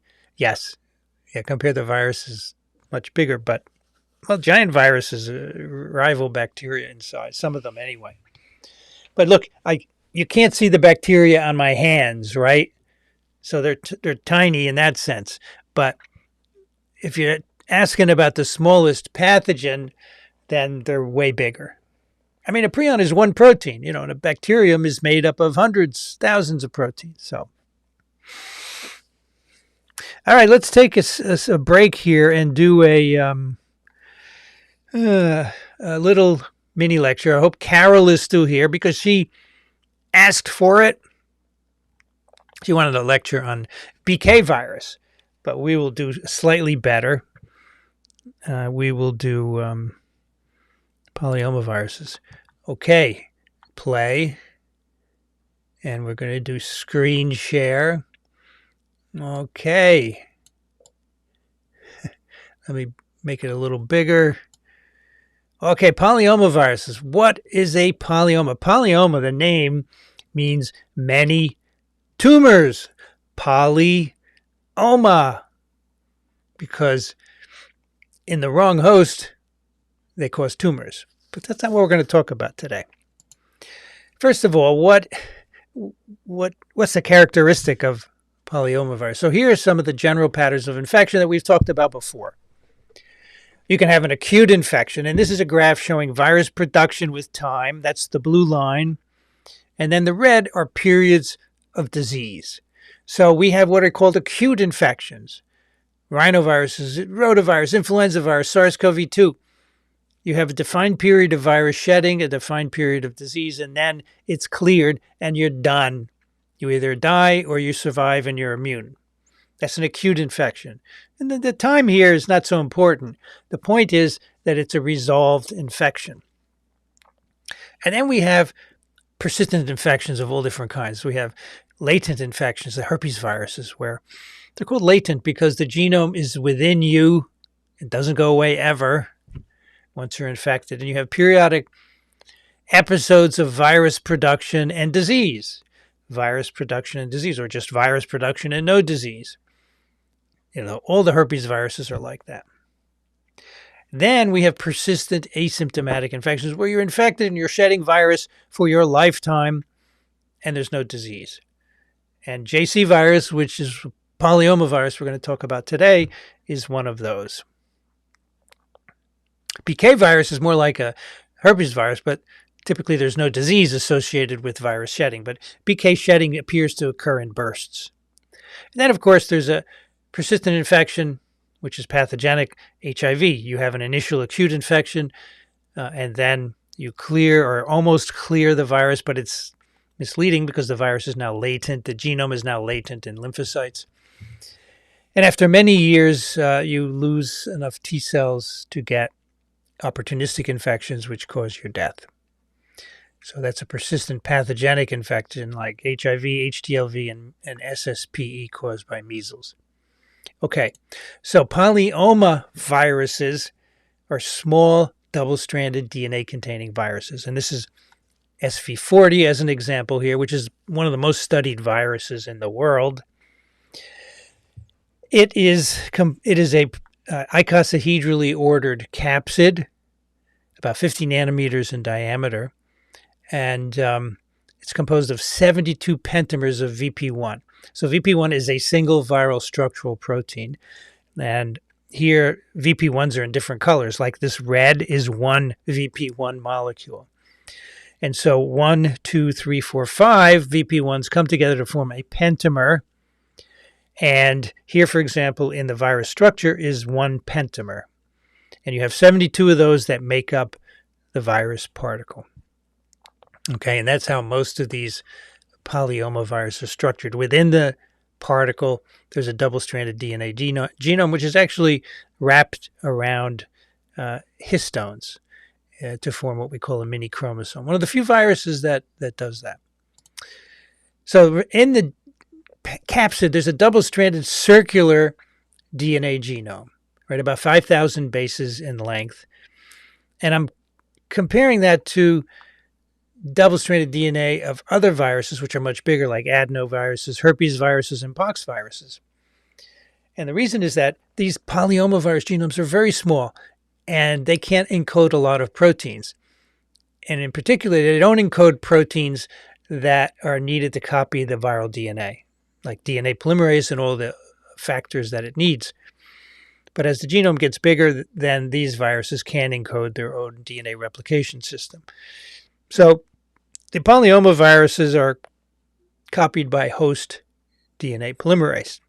And remember the pattern of gene expression. We have double-stranded DNA, which gets into the cell. It's copied to make messenger RNA, which is translated into protein, and then we build new viruses from those proteins. So the polyomaviruses are a diverse family of viruses which both infect both humans and other animals. And here they are shown in a radial phylogenetic tree. We have AV polyomaviruses, viruses that infect birds.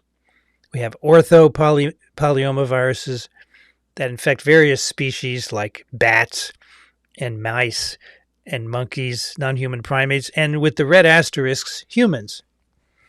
And then there's the Wookiee polyomaviruses, which contain human polyomaviruses, not Wookiee polyomaviruses.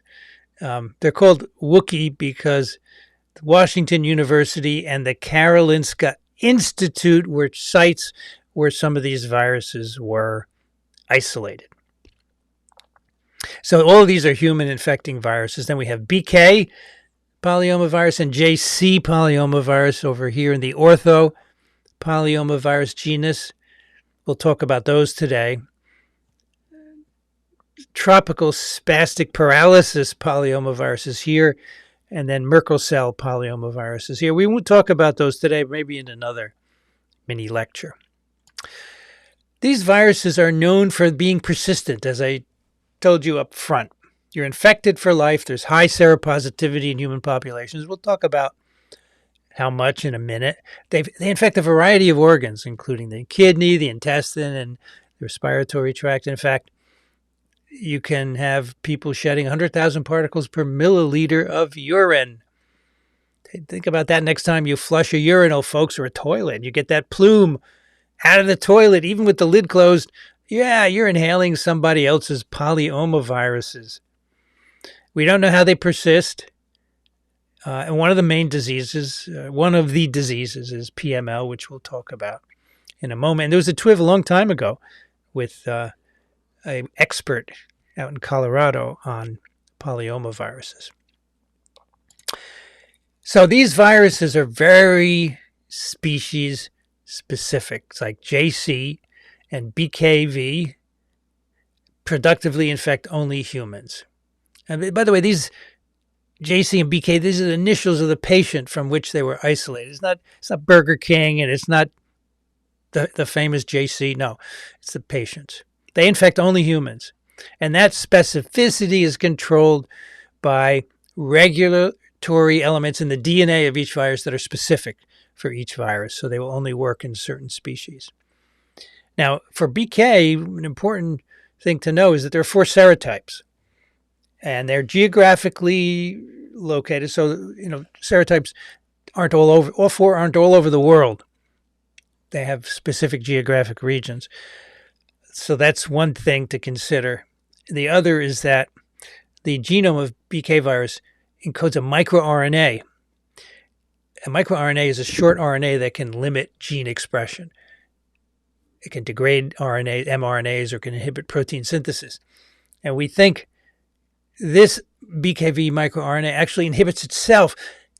So in other words, it turns down viral reproduction so the virus doesn't kill the cell and it can remain latent for the life of the host. So that's very important. That may be a mechanism of latency or persistence.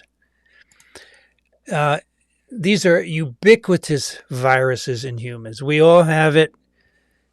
You can find antibodies to JC in 10% of 5-year-olds, and it's up to 76% by late adult life. We can find antibody to BK in 37% of 5-year-olds, 83% of adolescents. So you see, 80, 90%. Most people are infected with these viruses, and they are worldwide in distribution. It's everywhere we can find people infected with these viruses. How are they transmitted? Good question. We don't know. The problem is that neither is consistently associated with symptomatic illness. Hence, it's very difficult to do transmission studies, right? Because if you don't know who's infected, it gets tricky. And, there are a lot of infections, but we just can't figure out how it's transmitted. Now, we do know that the viral DNA can be found in feces, can be found in urine, and in particular in urine, JC is always shed in urine, up to 100,000 particles per mil of urine, whereas for BK, it's sporadic. So you go episodes of shedding in the urine, and also in the salivary glands. Infection is not increased by impaired immunity, although there is a problem with immunity, as we'll see in a moment. And BK persists in renal tubular epithelial cells, it persists in lymphocytes, and it persists in the brain. So lots of tissues infected, and the amazing thing is no disease. It's amazing. How does that work? We don't know. Obviously, it would be nice to figure out. So then we have to talk about reactivation. So the idea is that at some times in your life, virus is at a low level or maybe undetectable, especially for BK. JC is always excreted, but for BK, how does it get reactivated? So reactivation is defined by urinary excretion of the virus. So you can check people over time, and you will see periods when there's no virus or very little virus in the urine by PCR. And then suddenly it goes up. And then we call that reactivation. And this often occurs in transplant patients, right? And that can be problematic, as we'll see in a moment. This reactivation could be asymptomatic in healthy individuals as well. Not everyone gets sick. Most people, in fact, don't get sick unless you are immunosuppressed in some way. So as an example, 23% of healthy people excrete JCV DNA, 23%, and 1.8% excrete BKV DNA. Now remember, we're all infected. Most of us are infected, so not everyone is excreting. And reactivation is very common during pregnancy. 30% of pregnant women will make increased amounts of BK virus in the urine, because that, pregnancy is an immunosuppressive state. So that's the key here. I think the immune system is keeping these polyomavirus infections in check and keeping them low enough so that they don't cause disease in us. And of course, when the immune system is down, which happens in AIDS patients after transplant, then you can have problems. All right, so polyomavirus disease. Let's look at BKV first. BKV is associated with hemorrhagic cystitis. It's associated with ureteral infection. What happens there is the cells lining the ureters are infected with BKV, and eventually the inflammation causes ureteral obstruction. They're associated with urethritis, the urethra, again, because of the virus reproduction. And the major urological complication, interstitial nephritis. So my understanding is this is an inflammation of the areas of the kidney between the tubules, right? Dr. Dr. Wong Carroll. Is that correct? Or you can give us your definition. But that's the major urological complication of BK infection. But again, it doesn't happen very often in healthy people. It's rarely seen even in immunodeficient children, this interstitial nephritis. But most commonly associated with kidney transplants or other transplant, where you are immunosuppressing the patient to prevent rejection of the organ. And BKV associated nephropathy, kidney pathology is seen in 5% of renal transplant patients. And of those, 60 to 70%, their graft may fail, which may be partially a consequence of this. Now, it's also seen in AIDS patients. So before AIDS, this was a very rare disease, BKV interstitial nephritis. And then with the onset of AIDS, we saw much more of it. And then, of course, with the increase in transplantation and immunosuppression, we saw more again. So this is a problem with BKV. A main site of latency is the kidney, and you can have kidney problems when the virus gets reactivated as a consequence of immunosuppression. Now, JCV virus is associated with a different problem. Again, seems to be immunosuppression related. PML, progressive multifocal leukoencephalopathy. It's a demyelinating infection only of the brain. The myelin is the sheath that surrounds nerves, and JCV is in the brain, and it begins to replicate and cause this disease. Now, it was initially observed in patients with hematologic malignancies, right, like lymphomas and so forth, and other immunocompromised patients. But then its prevalence greatly increased with AIDS, big immunosuppressed population. We then begin to see a lot more PML. And now we see it in people who receive immunosuppressive like antibody therapy or drugs like rituximab. So there's a fraction of patients on rituximab who will develop PML as a consequence. And if you remove the drugs, it's not just rituximab, but it's others. If you remove the drugs, you have some chance of the disease regressing. The pathology, as I said, is only in the brain, cerebrum, cerebellum, or brain stem. And some of the symptoms include signs, alterations in personality, intellect, weakness, muscle weakness, motor skills, sensory loss, even blindness.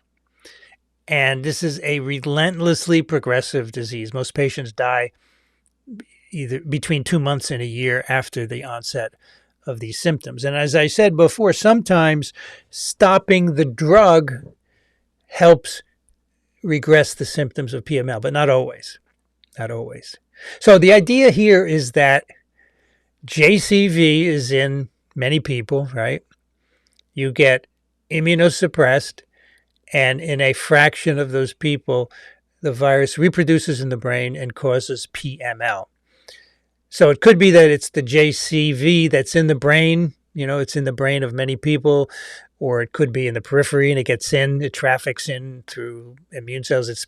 The virus has been found in lymphocytes, so that's a reasonable mechanism as well. But somehow immunosuppression causes a reactivation of JCV, and that leads to this disease. Now, it doesn't happen with every patient. Most people have JCV, right? But PML doesn't happen in every patient who gets these immunosuppressive drugs. So obviously, there's some other factors going on that we don't know about. All right.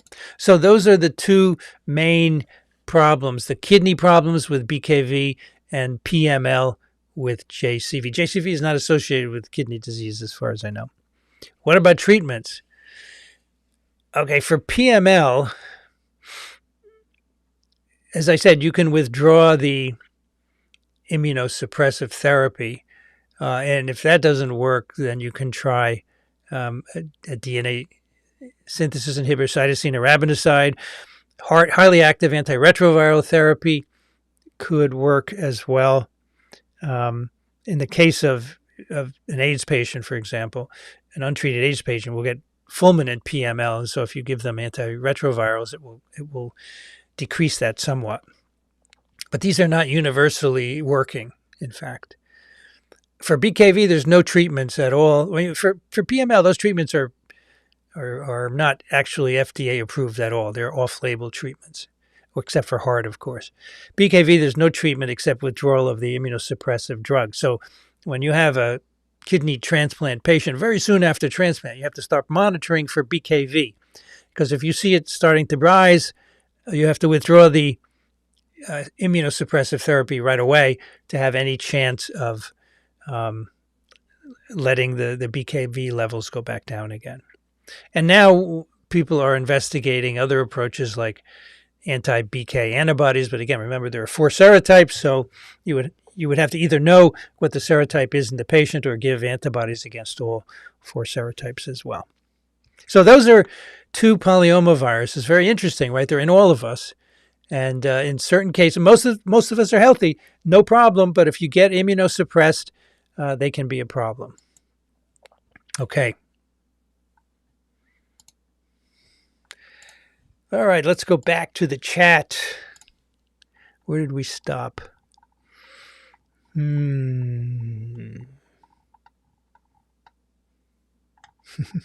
Pathogen.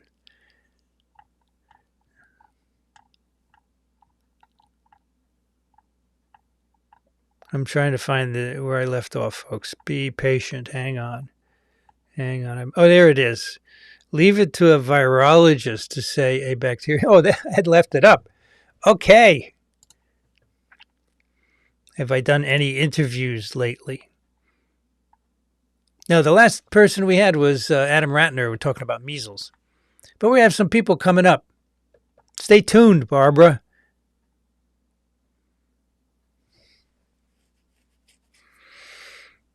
So Rita Ramon says, when a mad cow was identified in Washington soon after the British mad cow problem, I remember spokesperson from the Bush admin reassuring people that it'd be fine as long as they cooked their mad beef. I hollered at my TV. Yes, because cooking does not help. Autoclaving does not help. And you don't want to autoclave your hamburgers anyway. But cows sporadically develop prion diseases, mad cow disease. And we don't, in the US, we don't check every cow. In Japan, they do actually. They check every head of beef for mad cow disease, but not in the US, not in Canada. And so it could be that a cow gets into the food supply. Remember, the cows are killed before the incubation period of the prion disease ends. Now, you may say, how does a cow get mad cow disease? Well, in the UK outbreak, they were feeding cows dead sheep that had scrapie, a prion disease. But cows can get it sporadically. Their protein can just misfold, the prion protein, and then that triggers the misfolding of all their proteins and they get the disease. And you just worry that that meat gets into the food supply. And then people eat it and they get a prion disease. Okay. What are some notable human pathogen viroids? There aren't any. So there are known plant viroids, right? There's the coconut viroid, the kadang coconut viroid, the apple scar skin viroid. There's a potato latent. There's a potato viroid, which actually infects a lot of different plants besides potatoes, cause reduced growth, stunted growth. So they cause disease in plants, but none are known to cause disease in humans. Batshit crazy. Thank you for your support of science communication. Why do people ignore the pathogens in raw milk? I don't know. This is what pasteurization is for, right? I don't get it.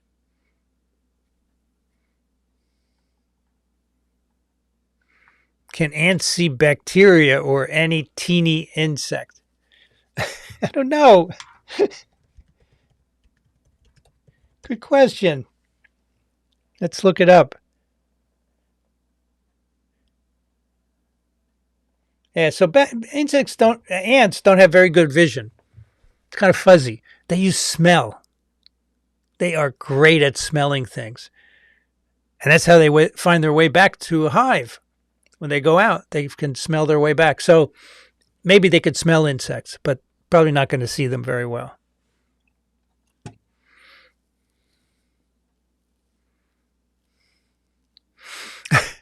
Dogma says, I can't understand why RFK Jr. won't leave Fauci alone. He is saying Fauci got the pardon, which he implies he created the virus. Can't you folks come out on the streets against him? Well, any pardon assumes you're guilty, right? That's why they're pardoning you. Although the ones Biden gave out are preemptive pardons to protect them against any silly lawsuits. But, I guarantee you on the last day of his 4-year term, Trump is going to resign. Vance is going to take over and pardon Trump for the stuff he was convicted of. I guarantee it. And there you go.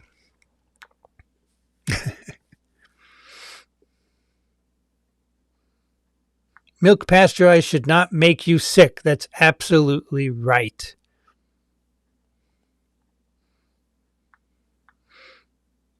Oh, the recent HIV-1 capsid inhibitor, lenacapavir. Very cool drug, just approved by FDA. We'll do that on another program. I don't know about the barrier to resistance. That's a good question. How did Oma come to mean grandmother? I don't know about grandmother. I can just tell you Oma, tumors. Yes, here you go. Oma is tumor from ancient Greek. Oma is an informal German for grandmother. Questella, SV40 is not to be confused with WD-40. That's pretty funny. You get an honorable mention for the best joke. The other one was the chickens in Congress.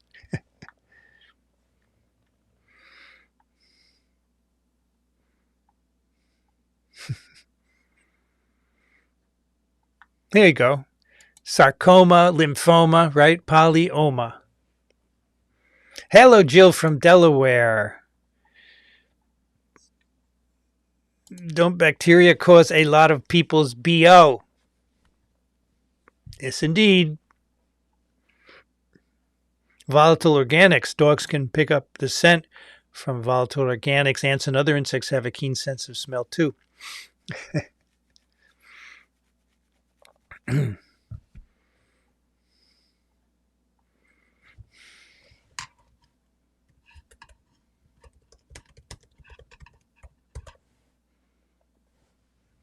That's right. Sandy. Sweat, BO, sorry, is bacteria breaking down sweat. Yep.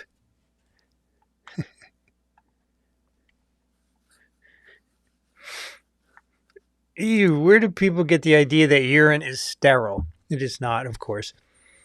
It has a certain level of bacteria. And then if you exceed it, especially with one particular bacterium, then you have a UTI, a urinary tract infection.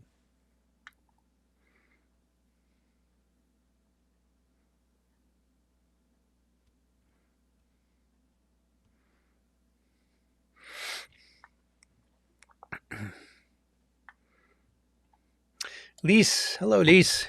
Dr. Griffin was quoted several times in the Times article this afternoon. Top FDA official overrode scientists on COVID shots. Yeah, that was one I just saw this afternoon. I didn't put it in our news today, but basically Macari said nixed COVID shots when the science was all correct. We'll talk about it next time.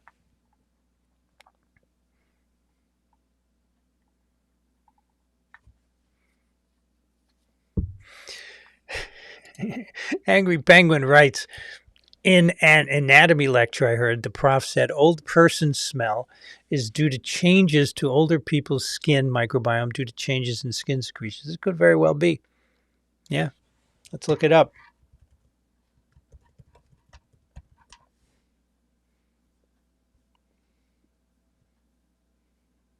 Yeah, changes in the breakdown of lipids on the skin. Not necessarily a bad thing. I don't have old person smell yet. Damn, I would take 10 showers a day not to smell like an old person. But I would be one, so I could say that.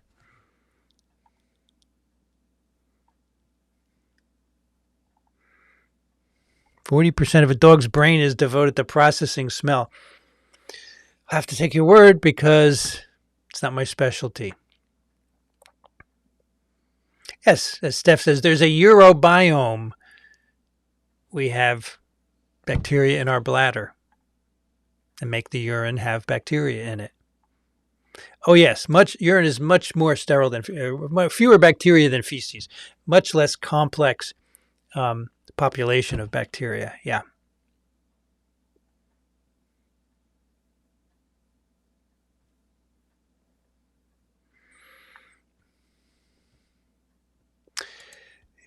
Sandy says human urine is not sterile. It occurs a variety of microorganisms, including bacteria, viruses, and fungi. That's right.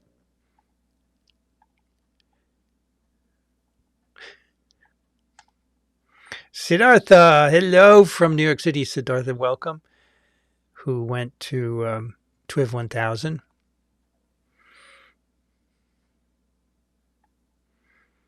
Marita says, in veterinary practice, we would culture urine to learn the nature of a urinary tract infection. Yeah, you would want to do that even with people, right, to know what antibiotic to use. Because not only would you culture it, but then you do an antibiotic sensitivity panel so you know right away which antibiotic to use. Markle asks, I wonder if climate change may encourage new viruses and fungi. So what climate change would do is shift animal populations and vectors, well, mosquitoes are animals, right? Insects. And they would they would bring their viruses to new areas.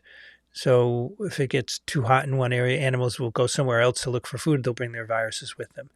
And so new in the sense that there would be zoonotic infections, which is what any new virus, it's not going to be a brand new virus out of nowhere. It's going to come from an animal. That's right. Yep. Siddhartha, thank you for your support of science communication.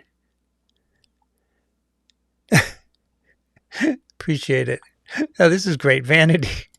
Passenger tried to hand me a diaper once as she was leaving the plane. I refused to take it, telling her to dispose of it in the lab. She said, but it's just urine. Ew, as Rita says. Ew.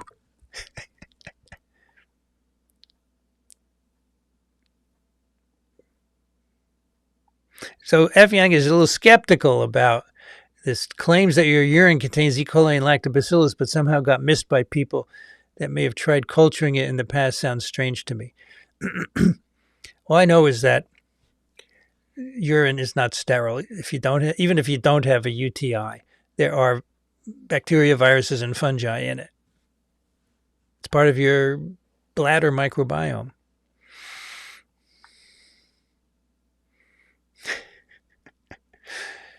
Costello always put her kids' diapers in bags. I'm always baffled when I see them thrown down parking lots and such.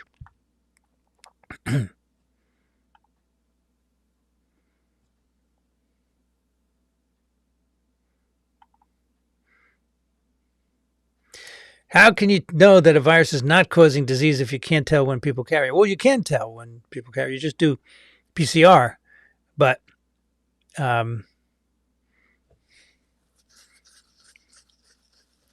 it helps to know. It helps to see a disease if a person is shedding a virus. It helps to understand transmission if someone else will get it. That's what was done with the SARS-CoV-2 transmission studies. They would study families where someone else would get infected and develop disease. So in the absence of disease, it's hard to know what transmission is going on. But people have it by doing PCR. Yeah.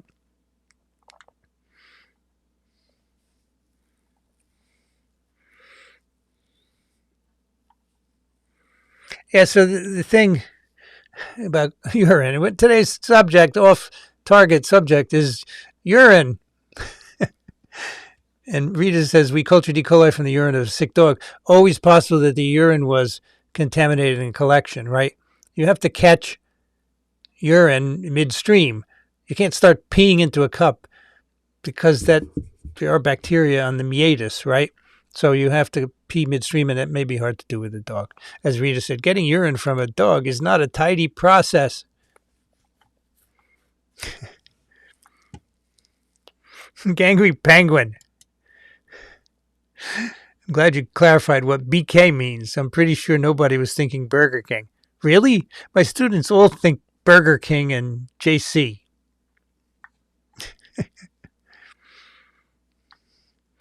So Carol says interstitial nephritis is a hypersensitivity reaction leading to release of cytokines, causing inflammation of the kidney tubules, leading to obstruction of the tubules. Okay, thank you, Carol. Sounds just a little painful, Carol. Is it painful? Les says, can SV40 integrating its DNA into human cells cause cancer?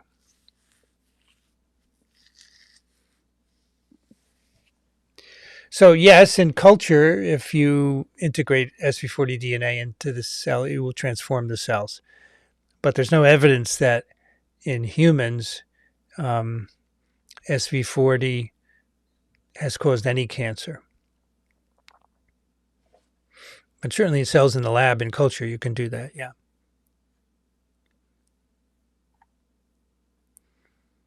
Carol writes, in addition to decreasing immunosuppression, remember I said that after a kidney transplant, you see BK coming up, you could withdraw immunosuppression. Sometimes we give intravenous immune globulin, but this will bind only virus in the blood, not in the allograft, not in the kidney, or whatever the graft is, yeah.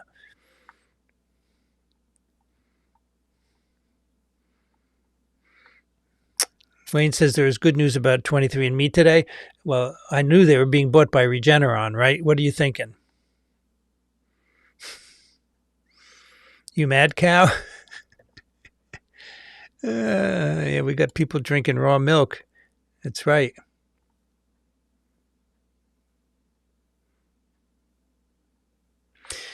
Do viruses cause many neurological diseases by triggering demyelination? All right, so there, it's tough because people think in animal models you can get viruses to cause demyelinating disease, but it's just not clear if it happens in people. Now, MS, of course, is a demyelinating disease, and now that's linked to, in a certain fraction of patients, right, infection with Epstein-Barr virus because you have antibodies made against a viral protein that cross-react with a neurological protein, a neural protein. But others that cause demyelinating disease, I can't think of any.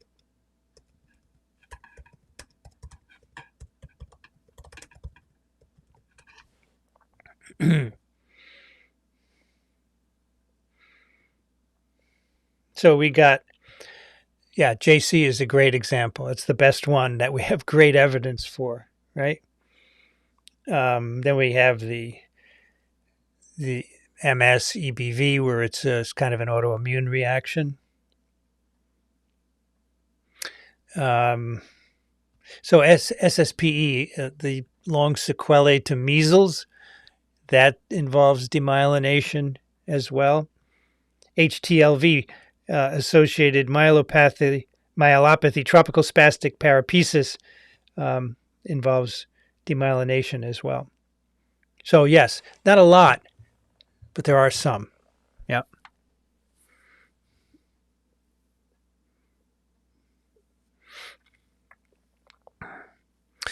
Rita says a brand inspector identified a downer cow in the assembly line.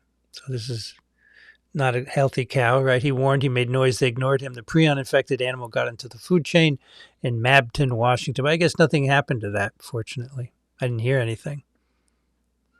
If people get a prion disease from eating a cow, this will be bad for the cannibal community. Well, there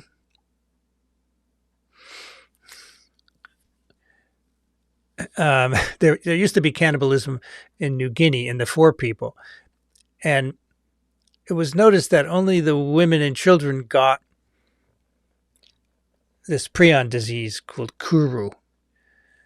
And so Carlton Gadusek went there to study it. And he said, well, when someone dies in the tribe, it's the women and children by tradition eat the brain of the deceased. And so the deceased probably died of a prion disease. So then they're passing it on to the women and children. So they said no more cannibalism. And that stopped Kuru. There's no more Kuru now. Right. But BSE was a kind of forced cannibalism because the cows were being fed meat prepared from sheep who had died of scrapie. Right?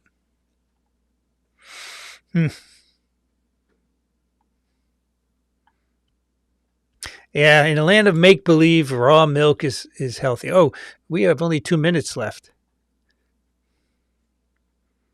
Let's see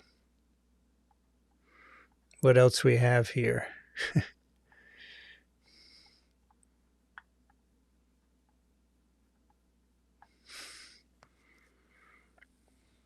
Kevin put a free link to the New York Times article on Prasad. I don't think the link goes through, though. Sorry about that. Where do people get the idea that the COVID vaccine has killed more people than COVID? From VAERS, the reporting system for vaccine-associated side effects, which anybody can fill in, right? Oh, my son got the COVID vaccine and the next day he died in a car accident. And that adds up. That's where they get it. It's crap. It's BS. It's lies. It's misinformation.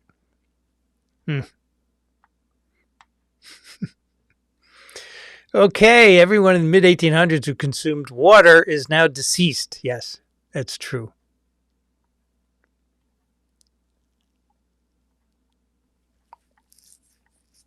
Oh, by the way, the Prasad over-rising these things, one of the things they're concerned about is myocarditis, which is not a thing anymore, right? It's gone. And it was never severe anyway. So they're full of it. They're just full of it.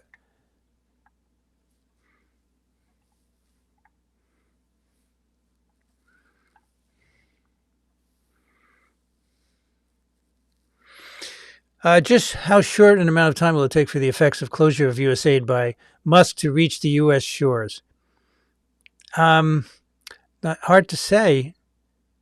I think it's going to take some time, 5 to 10 years, most likely. I've seen in some projections. Yeah.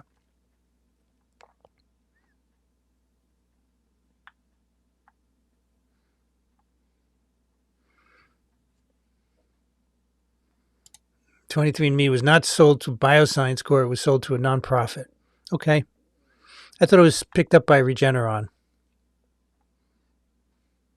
If you want a urine infection, bladder infection, let a urology department do a cystography or get catheterized in a hospital.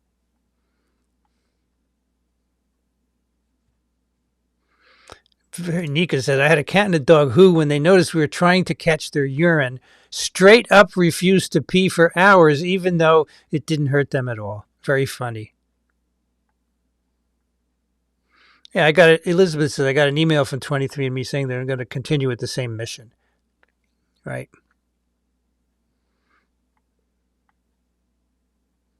Rabies demyelination. Okay. Got that.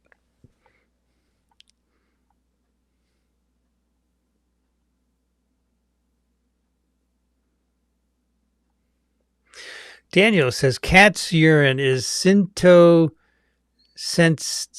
needle aspiration from the bladder guided by ultrasound. My cat had this yesterday.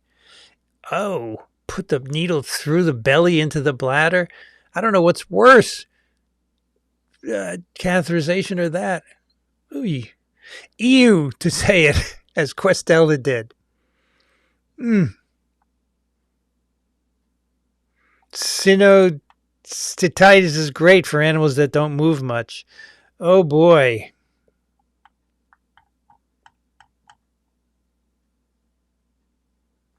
Prion protein don't have the same structure, so an explanation would be sheep prion can only convert cow to the disease form, then the cow can convert the human ones. Yes, the scrapie doesn't seem to convert human prions from sheep, that is. Okay, folks, that'll do it for another office hours. I'm watching a bug crawl on my teleprompter here. Let me thank our moderators tonight. We had Les, we had Vanity Nutrition, we had Steph, we had Tom. I think that's everyone. Thank you so much for moderating. Appreciate keeping things civilized here. Thanks everyone for coming. Make this really lively. We had 131 people and 138 likes. That's great. Now, in terms of future office hours, so next week we are off because I am in. Oh, no, we're not off. I'll get back from Princeton in time to do an office hours. Wednesday, July 9th, 8 p.m. Eastern. Good. I don't want to take a week off. I like doing this. It's a lot of fun. Now, Wednesday, 8 p.m., July 9th, the next office hours. We'll talk about the FDA story that we didn't talk about and everything else. Bring your questions, folks. In the meantime, until then, I want you to stay safe. Thanks, everybody. Bye-bye.